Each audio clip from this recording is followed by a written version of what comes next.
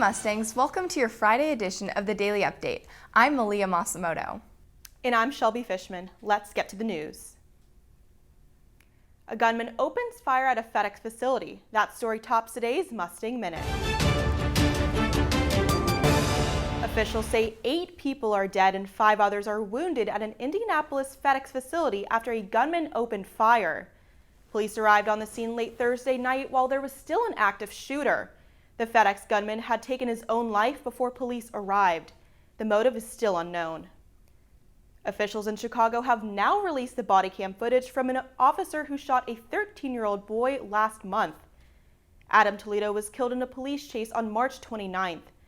The video release shows the officer exiting their vehicle, chasing Toledo. Toledo then raises his hands in the air as he is shot. The attorney who is representing Toledo's family says that the released videos speak for themselves. The city braces itself for protests sparked by this tragic event. The Biden administration has announced a series of sanctions against Russia.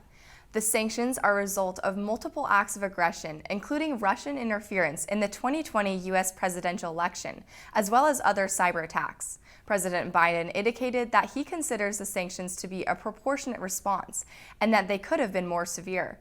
The Biden administration is working to facilitate a summit meeting between President Biden and Russian President Vladimir Putin in an effort to build a more stable relationship. As more people get vaccines, there's more information about side effects. SMU-TV's Lauren Rangel has more.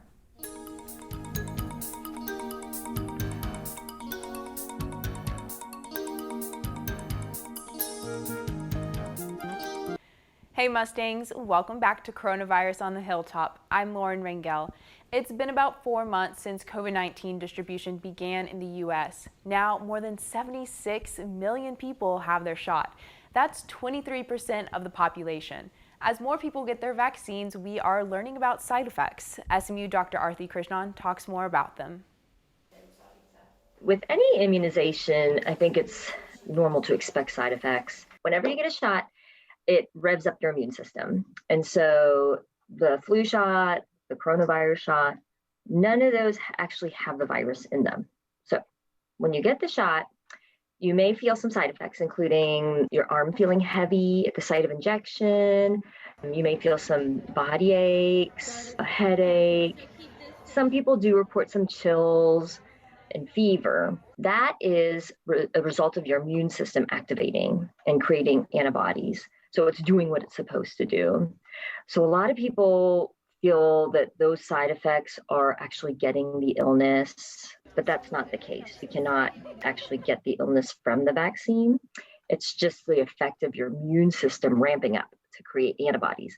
So having those side effects is actually kind of a good thing, because then you know your immune system's working. It's doing the right thing. Now, it does not mean every single person that gets the coronavirus vaccine is going to have side effects. Everybody's immune system kind of responds differently and mounts responses differently. You can talk to 10 different people and they'll all have 10 different stories about how they responded. And again, it's how everyone's immune system responds. Everyone's a little different, but overall it's a positive thing because you know you're mounting that response.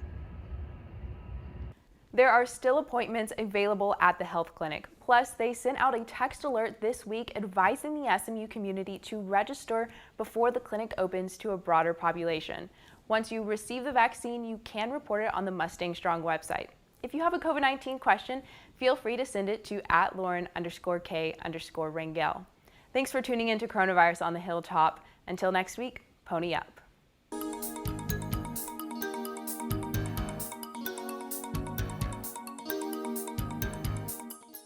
Came together to show their pride on SMU Giving Day. More than 5,000 calls were answered, breaking record numbers. SMU donors contributed more than $2.5 million to help 216 causes that rely on annual support to continue their work. If you missed the one-day challenge, you still have the opportunity to give. Just visit giving.smu.edu for more information. Dallas Love Field Airport officials are working hard to ensure they're an asset to people in their community, even if they're not a frequent flyer. SMU-TV's Haley Capavilla has more on the story.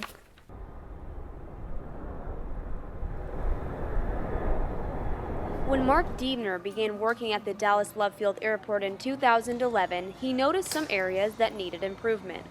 The airport was very inwardly focused. We didn't have a lot of really good connection or engagement with the community around the airport. We were really just focused on airplanes and passengers. In an effort to better the community, he started the Good Neighbor Plane initiative to try and be a source of pride for the surrounding neighborhoods. We already know that we're loud. You know, we've got a lot of traffic that we bring around here. We know that we got the, smelly planes and we got all that. So why don't we do a little better job of how we look? Officials are in the process of executing projects to improve mobility around the airport, such as the entry road enhancement, Lemon Avenue streetscape enhancement, and Love Field Loop Trail. Of course, adding sidewalks to ensure the whole area has sidewalks. Eventually you'll be able to ride your bike all the way around the airport or run all the way around the airport. Many Dallas residents are excited about the improvements being made to their community. I love the idea of the improvements. I'm super excited actually, since I'm such a frequent flyer and I really like to go on walks. Love Field officials believe it is important to be a good neighbor to the people around them. We don't strive to just be an airport next to a community. We strive to be an airport within the community. For SMU-TV, I'm Haley Capavilla. Officials do not yet have a completion date for these projects as they are ongoing, but hopefully to finish soon for the community. And that's your Mustang Minute. Recycling is one of the easiest ways to help the environment as an SMU student. I choose to recycle because we only have one planet, so we have to take care of it. Going out of our way to make sure that we are recycling everything that's truly recyclable is the easiest way to be successful. I like being able to recycle water bottles. It just makes me feel better about using all the plastic that I do, unfortunately. So do your part, Mustangs, and recycle. For more information, Google SMU Recycling.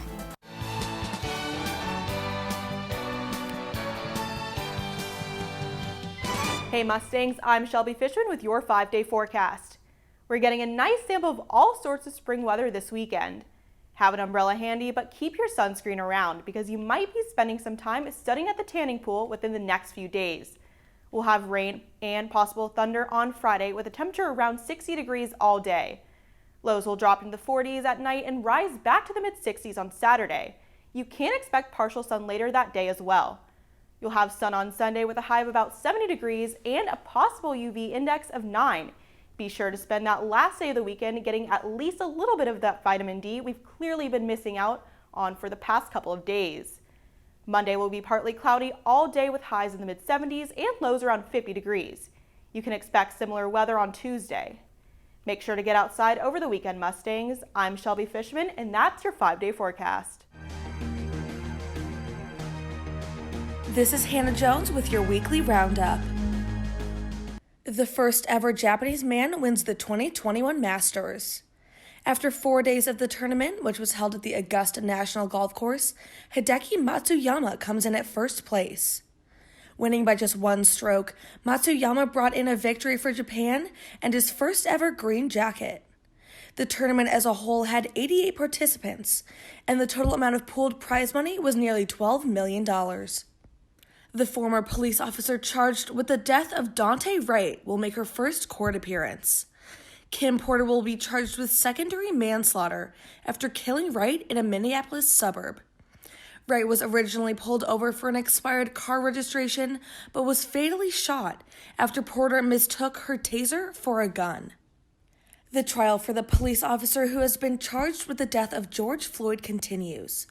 Derek Chauvin faces 2 separate murder charges and 1 of manslaughter. The prosecution and defense continue to make their arguments as to what the real cause of death was.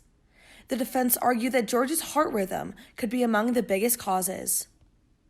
The Johnson & Johnson vaccine comes to a halt. A small number of people who have received the 1-dose shot have reported blood clots that may be correlated to the vaccine.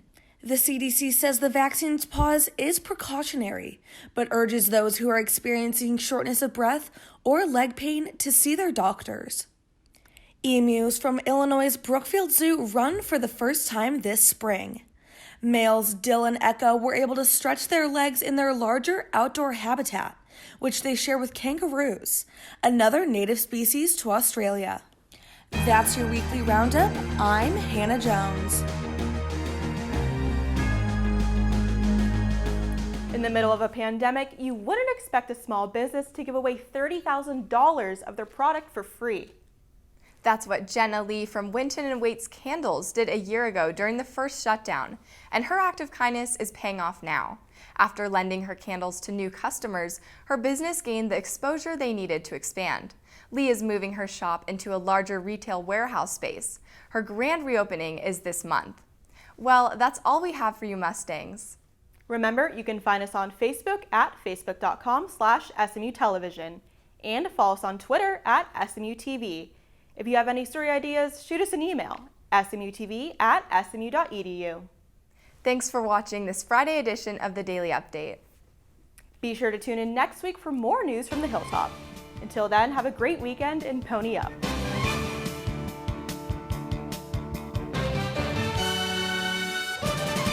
SMU-TV and the Division of Journalism want to thank our underwriters, North Park Center in Dallas, Javier's Gourmet Mexicano on Cole Avenue, and Advance ER off West Lovers Lane. We appreciate your support of student media.